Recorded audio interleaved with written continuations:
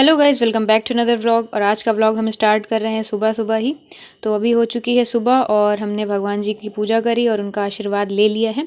तो आप लोग भी आशीर्वाद ले लीजिए भगवान जी से, ठीक है। और उसके बाद मैंने खाई सोहन पपड़ी।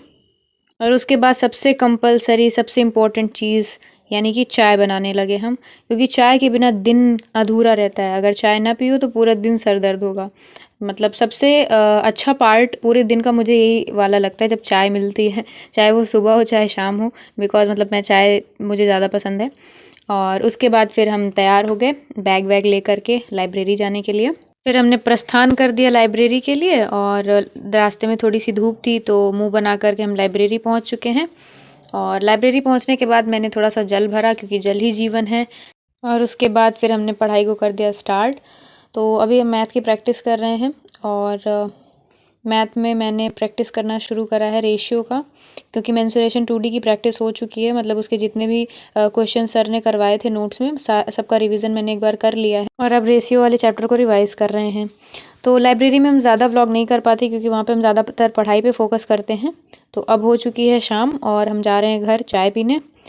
तो रास्ते में पद यात्रा करते हुए हम पहुँच चुके हैं अपने घर। और यहाँ पे चाय के साथ थोड़ा मैंने किया स्टंट, जो कि फ़ेल हो गया ठीक है। और ये चाय का मुंह देख लीजिए फिर से आप, थोड़ी सी ये नाराज़ हो गई है। और उसके बाद हम चाय वाय पी करके फिर लाइब्रेरी आ गए थे। फिर मैंने थोड़ी पढ़ाई करी, उसका व्लॉग मैंने नहीं बनाया। फिर अब थोड़ा पैकिंग का टाइम हो गया, क्योंकि अब घर जाने का टाइम हो रहा है, तो फिर मैंने थोड़ा सा व्लॉग ऑन कर दिया था। तो अब हम तैयारी कर रहे हैं घर चलने की, क्योंकि अब हो चुकी है शाम। शाम नहीं, रात कह लेंगे, क्योंकि रात के 8 बज रहे हैं। तो फिर उसके बाद मैंने पैक वैक करा सारा सामान। देखो, एसएससी की जो तैयारी है ना, वो एक लंबी मैराथन होती है। तो इसलिए इसमें रोज़ डिसिप्लिन होना ज़रूरी है। ऐसा नहीं है कि आप 1-2 दिन मोटिवेट होकर के आ गए और किसी दिन आपने 10 घंटे पढ़ लिया और उसके बाद आप भूल गए कि पढ़ना भी है, तो फिर बहुत दिक्कत हो जाती है। आप साथ ही 8 घंटे पढ़ो, बट डेली पढ़ो। जितना ज़्यादा आप डिसिप्लिन रहोगे उतना ज़्यादा अपनी ड्रीम पोस्ट के करीब आते चले जाओगे, यानी कि सिलेक्शन के करीब उतना ज़्यादा आते चले जाओगे। तो मुझे लगता है कि इस तैयारी में सबसे ज़्यादा इंपॉर्टेंट है डिसिप्लिन। डिसिप्लिन मेंटेन करना थोड़ा मुश्किल होता है, बट मैं अपना 100% दे रही हूँ कि मैं डिसिप्लिन मेंटेन कर पाऊँ। मैं पिछले लगभग आधे घंटे से ऐसे बैठी हूँ और मैं सोच रही हूँ कि अब मैं पढ़ने जाऊँगी, अब मैं पढ़ूँगी। फिर ये हो रहा है क्या पढूँ। फिर कुछ देर में हो रहा है कि अच्छा कुछ देर में चलते हैं, अभी पढ़ते हैं, कुछ देर और, कुछ देर और। ऐसे करते करते आधे घंटे हो गए और अभी भी मेरा उठने का मन नहीं कर रहा है। लगभग आधे 1 घंटे सोचने विचारने के बाद मैंने ये निष्कर्ष निकाला है कि अब मैं जा रही हूँ मैथ की क्लासेस करने और पढ़ाई कंटिन्यू करने। और आधे 1 घंटे कैसे बीत गए पता ही नहीं चला। बस यही सोचते सोचते भी बीत गए कि मैं अभी जा रही हूँ पढ़ने, अब जा रही हूँ, अब उठ रही हूँ, अब उठ रही हूँ और उस चक्कर में आधे 1 घंटे बीत गए। कभी कभी ना बहुत आलस टाइप का आता है, मतलब पढ़ने का मन नहीं होता, कुछ करने का मन नहीं होता, बस ऐसे रहता है कि बैठे ही रहो, बैठे ही रह जाओ। और सच में टाइम बीत जाता है। मतलब कभी कभी टाइम बीतता नहीं है, बहुत पता चलता है, एक एक सेकंड पता चलेगा। और कभी कभी ये होगा कि बैठे बैठे मतलब घंटों बीत जाएंगे, आपको पता ही नहीं चलेगा और आप कुछ नहीं करना चाहोगे। मतलब कभी कभी ऐसा मन होता है कि कुछ नहीं करना, मतलब बस बैठे रहना है, कुछ करना ही नहीं है, कुछ करने का दिल ही नहीं करेगा। इसके बाद मैंने मैथ की क्लास करना स्टार्ट कर दिया। और मैथ में मैं अभी भी पढ़ रही हूँ पार्टनरशिप, क्योंकि रेशियो मेरा कंप्लीट हो चुका है और उसका रिवीजन चल रहा है। और पार्टनरशिप की क्लासेस मुझे कंप्लीट करनी है बहुत जल्द। मैं कोशिश कर रही हूँ कि बहुत जल्द मैं पार्टनरशिप को भी निपटा दूँ।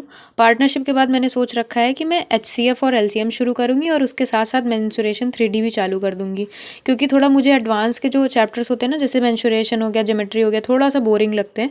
तो इस वजह से मैं इधर एक एचसीएफ एलसीएम भी लेकर चलूँगी, ताकि जब मैं उससे बोर हो जाऊँ तो मैं इसकी क्लास कर लूँ। इससे ये होगा कि मेंसुरेशन 3D भी मेरा कंप्लीट हो जाएगा और एचसीएफ एंड एलसीएम वाला भी चैप्टर कंप्लीट हो जाएगा और बोर भी नहीं होंगे हम। क्योंकि मैंने ये नोटिस किया है मैथ पढ़ते वक्त कि जैसे जो चैप्टर आपको अच्छे लगते हैं, जो चैप्टर मतलब थोड़े से इंटरेस्टिंग लगते हैं, अगर उस चैप्टर को आप पढ़ने बैठो तो पढ़ने में मन लगता है। आप घंटों बीत जाएगा, आपको नहीं पता चलेगा कि मतलब आप ऐसा नहीं होगा कि बस सब नहीं पढ़ेंगे।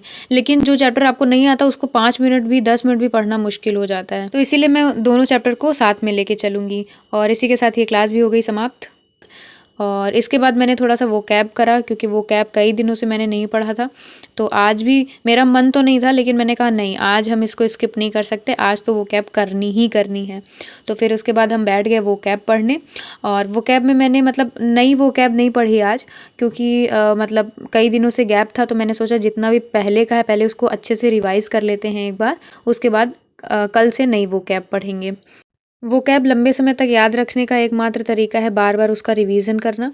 जितनी बार आप उसको रिवाइज़ करोगे उतना ज़्यादा वो वोकैब स्ट्रॉन्ग होती चली जाएगी। तो आपको जब लंबे समय तक वोकैब याद रखनी है तो आपको बार-बार रिवीजन करना ही पड़ेगा। तो इसलिए जब भी बहुत टाइम हो जाए तो आप अपने जितने भी वोकैब्स आपने याद कर रखे हैं उसको रिवाइज़ एक बार कर लिया करो। नहीं तो अगर बहुत ज़्यादा टाइम हो गया तो फिर अगर वो दिमाग से उतर जाएगा तो फिर आपको एक्स्ट्रा मेहनत करनी पड़ेगी फिर से वोकैब याद करने के लिए। तो बस आज के व्लॉग को यहीं पे समाप्त करते हैं, मिलते हैं नेक्स्ट व्लॉग में और thank you so much for watching. Subscribe ज़रूर कर दीजिएगा।